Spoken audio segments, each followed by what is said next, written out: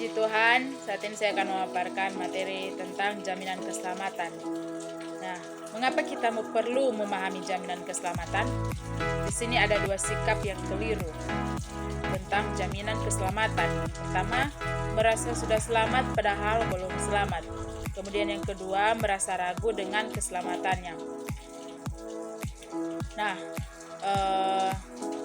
Yesus melihat bagaimana bijaksananya jawab orang itu, dan ia berkata kepadanya, "Engkau tidak jauh dari kerajaan Allah." Dalam kitab Markus 12 ayat 33. Kemudian ahli Taurat dalam kitab Markus 12 ayat 24 sampai 34, dan Yakub dalam kitab Kejadian 28 ayat 20. Nah, di sini Yakub sudah memimpin sejak usianya 40 tahun. Kemudian Nikodemus dalam kitab Yohanes 3 ayat 1 sampai 3. Di sini menyatakan bahwa kita harus lahir baru agar kita bisa menjadi seorang pemimpin. Nah, di sini ada mitos kepastian keselamatan. Yang pertama, faktor keturunan, dan kemudian memiliki pengetahuan Alkitab atau teologi. Nah, di sini siapa yang pasti diselamatkan? Ada dua kepastian yang bersaksi, yaitu Roh Allah dan Roh Kudus. Nah, kesaksian Roh Kudus ini mendapatkan kesaksian Allah, menerima jaminan keselamatan, dan menerima Yesus sebagai juru selamat kita, dan kita harus datang kepada Yesus supaya kita diselamatkan. Dalam kitab Yohanes 5 ayat 24 dan 5 ayat 39. Apakah tanda orang yang sudah selamat? Mau taat pada firman Tuhan atau firman Allah. Orang selamat itu mau melakukan firman Allah dan juga suka dengan firman Tuhan.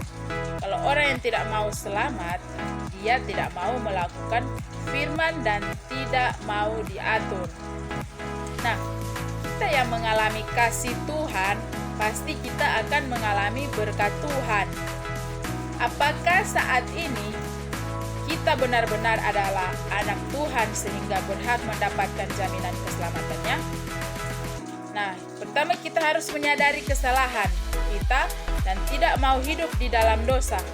Kemudian kita harus berjanji untuk memperbaiki komitmen agar tidak melakukan kesalahan lagi. Di sini juga ada yang merasa ragu diselamatkan. Nah, ada dua faktor yang menghalangi kita atau membuat kita merasa ragu-ragu bahwa kita sudah diselamatkan. Yang pertama yaitu faktor intimidasi setan. Kemudian faktor intimidasi dosa yang kita lakukan. Bagaimana kita menyikapi sikap-sikap ini? Faktor pekerjaan iblis yaitu menggoyahkan keyakinan keselamatan dan cara menghadapinya. Dalam kitab Wahyu 12 ayat 10 dan dalam kitab 2 Korintus 7 ayat 10. Kemudian ada dua jenis duka cita. Nah, yang pertama, hasil kemenangan iblis yang membawa kita ke dalam kematian. Kemudian duka cita yang dari Roh Kudus. Nah, yang dari Roh Kudus ini kita memperoleh keselamatan. Dalam kitab 1 Petrus 5 ayat 9, kita harus melawan faktor perbuatan dosa. Dalam kitab Yesaya 59 ayat 1 dan 2. Inilah yang menjadi salah satu intimidasi iblis untuk menjauhkan kita dari Tuhan. Dalam kitab Roma 7 ayat 23 dan 24, masih mengalami pergumulan dosa. Nah, dalam 1 Yohanes 2 ayat 15 sampai 16, bahwa jangan kita mengasihi dunia dan apa yang ada di dalamnya. Dan jangan kita pernah menukar kasih Tuhan dengan hal-hal yang tidak baik, sebab itu semua faktor dosa. Nah, kemudian kita akan masuk dalam akibat dosa. Di sini ada dua hal, yaitu yang pertama, posisi kita terancam, dan kemudian yang kedua, relasi kita terganggu. Puji Tuhan, inilah menjadi pemaparan dari saya. Haleluya.